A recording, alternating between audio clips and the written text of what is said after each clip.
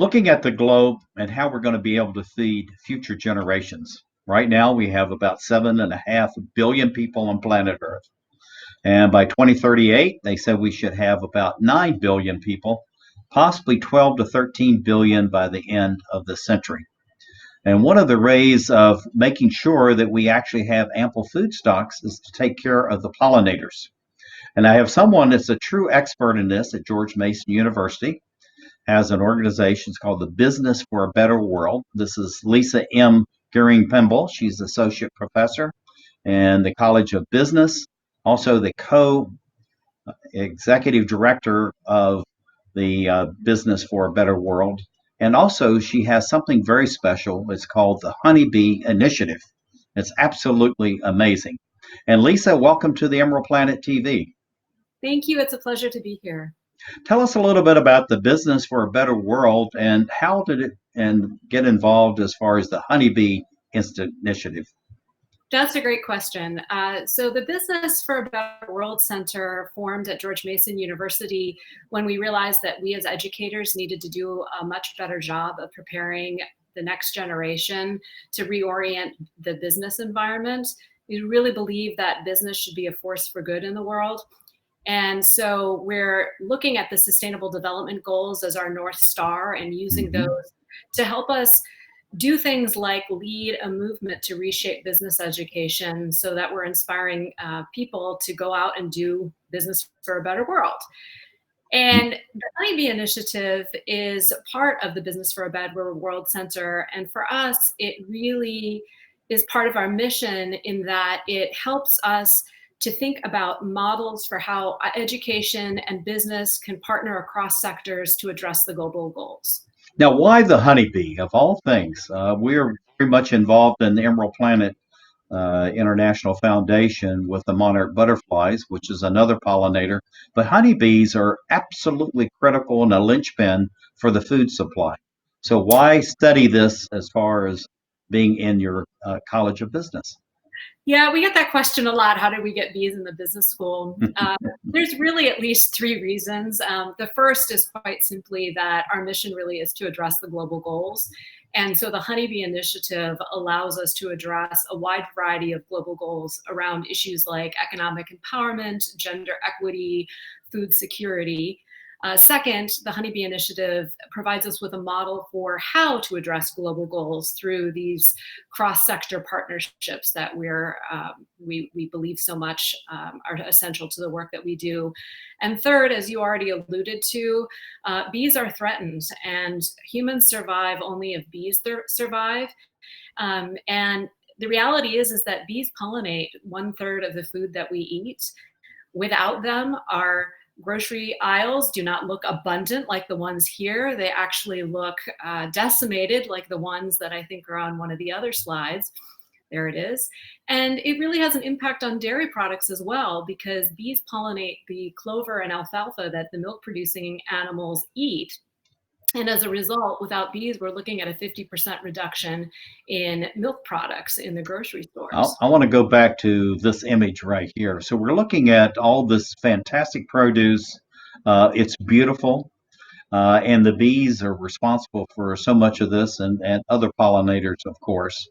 So when you're looking at the shopper, do they really understand the aspect of nature that really brings this to them? Or is this something that we have to learn so we don't end up with grocery stores that look just like this? I think we have to learn it. I think back to my own childhood where recycling wasn't a thing. We didn't know about recycling, and there were all these education campaigns to recycle. And today it's ingrained in our DNA, and there are recycling bins everywhere. I think the same thing has to happen with honeybees and other pollinators, and people start they've got to learn that they have a critical role to play in the preservation of pollinators. So it starts with education. That's absolutely fantastic. Looking at the education and the students that you have at George Mason University, which is now reported to be the largest university in Virginia, has a very high standing as far as research and development is concerned. How do you have and find students that really have an interest in bees? It's actually not a problem. We started with our first course that had about 20 students in it, but it also had a 99 student wait list, which was amazing. And so we've developed a variety of courses like sustainable beekeeping, in search of the perfect queen, the importance of the Amazon in the modern world. And these courses are available to students all across the university. And the exciting thing is other areas like our elementary educators are using the hives as a way to learn about pollination so that they can design lessons to put into the elementary schools. So all fields use our hives. Yeah, and this is something that we've been doing through the natural partners with the monarch butterflies. We have about 50 schools now, and about half of them have sister schools in Mexico where the monarchs hive and live over the winter time. So it's amazing how you can use something like we're looking at right here as practical examples for education, K-12 actually. Yeah, and on that note, I would say what's really exciting is in addition to the elementary school students or the elementary educators who are using the hives in the classrooms, we have business students who are learning about marketing and product development through the sale of honey and candles. We have a partnership with a local brewing company. We launched this honey ale called Patriots 57, which is named for the mascot of George Mason in 1957, the year it was founded. Our Sodexo chefs use it in salad dressing in the dining halls. And so it's really exciting what we're able to do in this particular space. Now, looking at this up close and personal vantage point, as far as looking at honey, learning about the bees, and then also, of course, you're talking about business and education and all this. So, why are students so interested to have this kind of, real personal involvement with the bees instead of just staying in class, using the computers, and doing their studies in the library? So I think what we've learned in the higher education field is that there are some best practices for learning, and that learning takes place in the classroom, but it also takes place outside of the classroom in the experiences that we have. And those experiences are really powerful because they really solidify for the students the practical application of what they're learning in the classroom. And the neat thing, the slides that we're running through here, the previous one was a stingless honeybee hive. And we work with those in our work in Colombia and in the Peruvian Amazon. And what this allows students to do is really get a sense for the global issues, right? Sustainability isn't just something that happens in their community or at George Mason University or in Fairfax, Virginia. It happens globally. And what's happening globally impacts us here locally. And that's just a really powerful lesson when the students can go, they can interview beekeepers, they can talk to other small business owners, like this project here is a trapiche farm, which is like a sugarcane mill, and they can learn about other practices for how other businesses are trying to implement sustainable practices in their industries.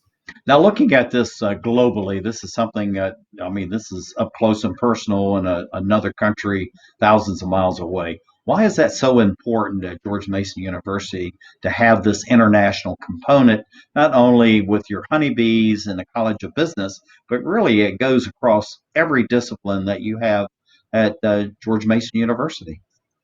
So the global initiative is really just embedded into our DNA as a university. That's one of the elements of our strategic plan, is to make sure that we're providing students with global experiences.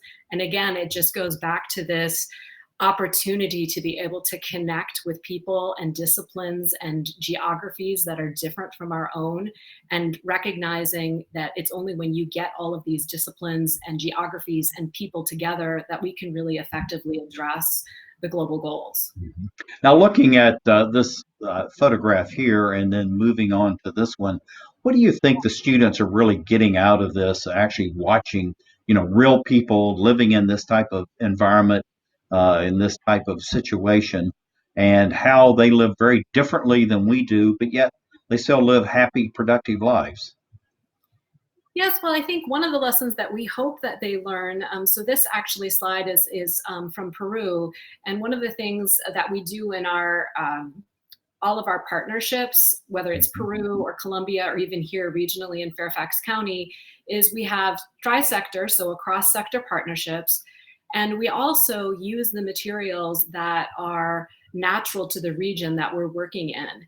Because when you use the materials from this Peruvian community, for example, to create the hives, harvest the honey, bottle the honey, and sell the honey, you really ensure the longevity of the program. So I think the students, when they get involved and they see communities like that, they gain an appreciation for different perspectives, different worldviews. They gain an understanding of what it takes to make change happen in a community. They understand, in the case of the Peruvian Amazon, for example, we go and say it's about bees, right, to the students. It's about much more than that. It's about rainforest conservation.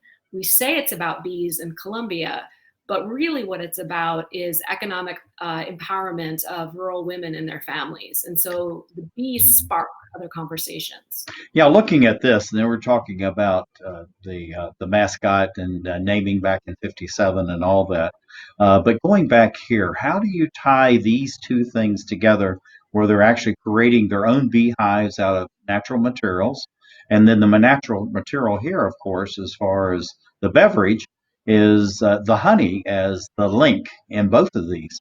So how do you transition from this into this with your students and they understand exactly where they're going for the future?